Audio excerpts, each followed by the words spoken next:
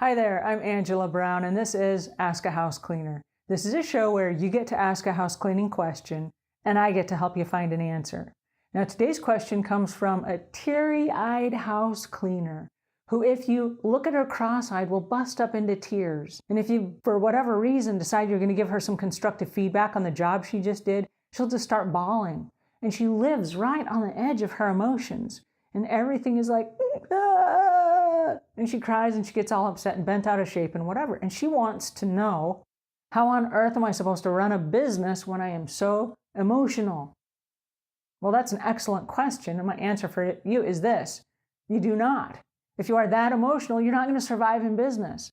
Now, when a customer is bold enough to give you some information, like your cleaning sucks, take that to heart. That is gold. If you can fix this problem and you can tweak a couple of things and you can fix this to all of your other house cleaning accounts, you'll never lack for work, okay? It's the house cleaners that just cry and they go home and they get upset and then they go to the private Facebook group and they rant about their hateful customers instead of saying, oh my goodness, my customer gave me gold. They gave me some feedback that can revolutionize my business if I make those changes. So first and foremost, I want you to change the way that you're thinking about your business. If a customer gives you feedback, that is gold, right? Use it and grow your business. All right, now as far as the emotions go, there's a lot of other stuff going on. In our world as house cleaners, we are people pleasers. We want to please people. We want to make them happy. We want to provide them solutions. And so when a customer comes to us and they're like, you didn't cut it, we take that personally and we get offended and we get upset. I get that. I've been there. I understand. Okay, so I'm going to share with you the shark-proof concept, and I hope it helps you like I know for a fact it helped me. Here's how it works.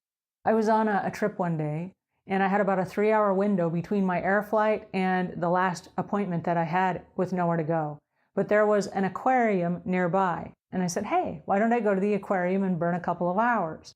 So I went to the aquarium because I hadn't been there in a while, and there were all of these displays of exotic fish.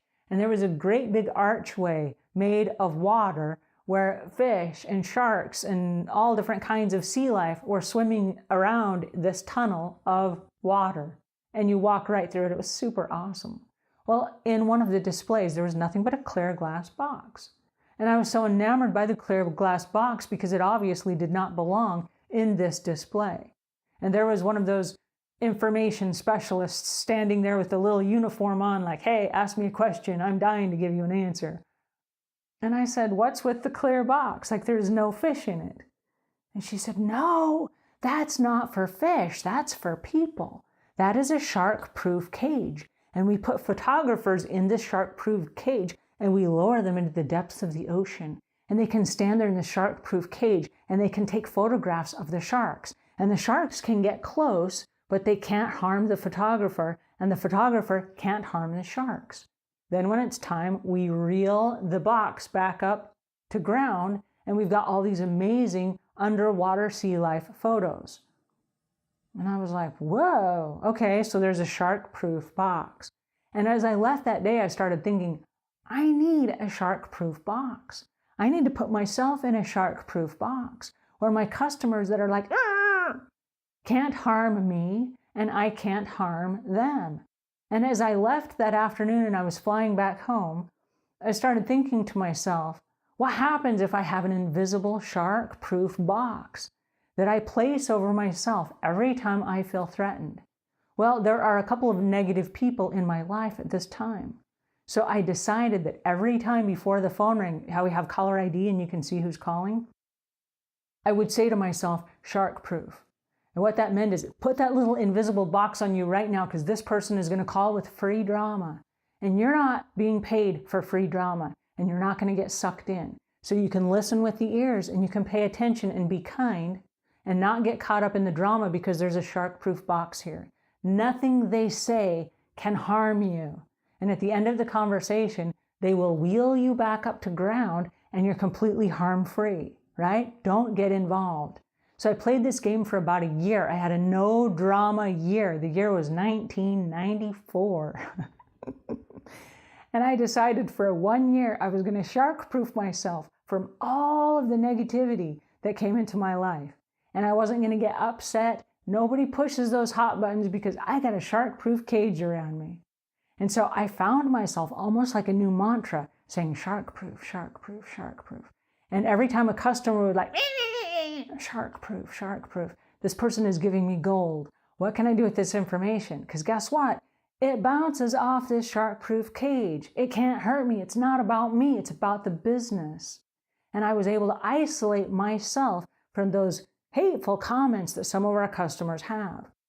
So if you're one of these people where you wear your customers' opinions on your sleeves like a badge of honor, guess what? I'm telling you this. You can shark-proof yourself and you can be like Teflon and it bounces off of you.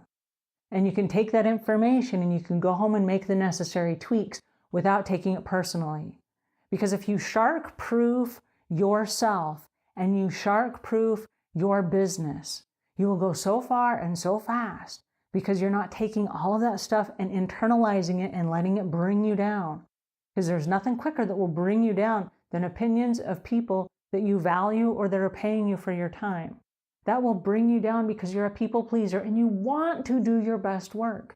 But the best work you're ever going to be able to do is where you are incorporating the feedback they give you and you're shark-proofing yourself so you don't internalize it because you don't want it to eat away your health and you don't want it to keep you up at night. You need to be at your best so you can turn around and implement all of the feedback that you've just been given.